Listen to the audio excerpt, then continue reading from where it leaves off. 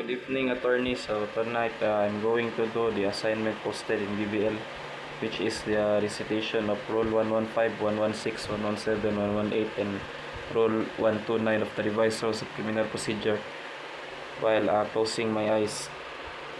So Rule 115, rights of the accused. So the accused has the right to presume innocent. So until there is no verdict or final judgment with the court, the accused is still innocent. The accused has the right to be assisted by his own counsel or provided by counsel. So before or after trial, it should be that the counsel must be in the side of the accused. So the accused has also the right to testify in favor of his or herself. So the accused may testify about what happened during the commission of the offense in favor of his or herself. The accused may also have the right to self-incrimination, so the accused may not be compelled to testify against his or herself. So the accused has also the right to speedy trial. So their legal maxim says that justice delayed is justice denied. So the accused may have the right to request the court to speed up the trial of his or her case. Next is Rule 116, which is the arraignment and plea. So talks about arraignment. Arraignment is where the accused has charge of his or her offense. So during the so when it comes to arraignment, it is where the court informs the accused about the offense charged against him or herself, and in order that the accused may aware about that, and during the arraignment, it should be that the accused is assisted by his or her counsel, and if the accused has no counsel, the court may provide counsel, which we call counsel de officio, in order to sign his arraignment. Next is plea. So talking about plea, this is where the accused chose when to plead guilty or not guilty. The accused plead guilty, so automatic, there is no trial will be held. The accused may turn over to correctional facility. But if the accused plea is not guilty, so the court will be conduct a trial. So when it comes to plea of not guilty, so if the accused does not respond, so automatic plea of not guilty will enter by the accused. Next is Rule 117, which is motion to quash. So motion to quash is quashing an information filed against the accused to the court.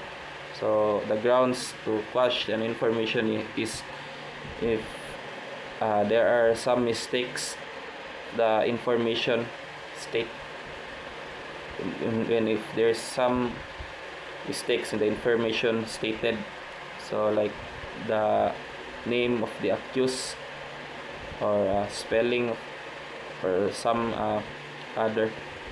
Aside from that is when the court has no jurisdiction where the information is filed. For example, that we have so-called jurisdiction over the person. So if the accused commits an offense in Davao and the information filed in Manila, so it should not be. So the accused have the right to quash the information. Aside from that is jurisdiction over the case. So if the case is only handled by the regional trial court, so it should be filed in regional trial court. The cases only handled by the MTC, so it should be handled by the MTC. Or if the case is only handled by Sandigan Bayan, so it should be that the case may be filed in Sandigan Bayan, or else the accused may quash the information. Aside from that is when it comes to filing a motion to quash, so it must be assisted by his counsel, and file it in the court if there is some grounds to file or to quash an information. Next is Rule 118, which is the pre-trial. So in conducting a pre-trial, it should be 30 days from the arraignment plea. And when it comes to pre-trial, it is where the accused and the offended party presented evidences, like witnesses who may testify against the accused, who may testify by the side of the accused, and it is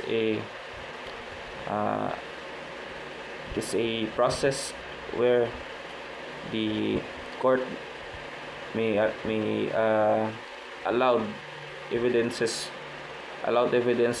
during a trial. Next is the Rule 119, which is the trial. So it is a very long process. So during the trial, it should be that all evidences were presented during the pre-trial is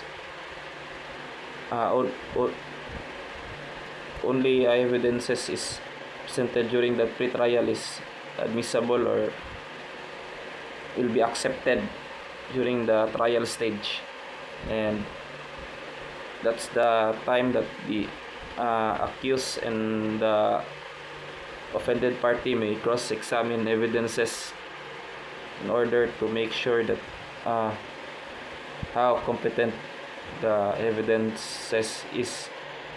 Next is the judgment. So it is where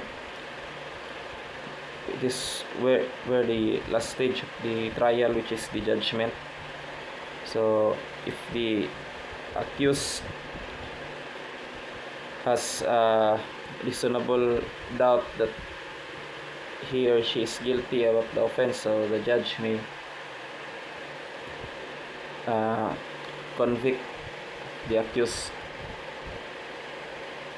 And if the accused is not really guilty, so the judge may acquit the accused. That's all. Thank you.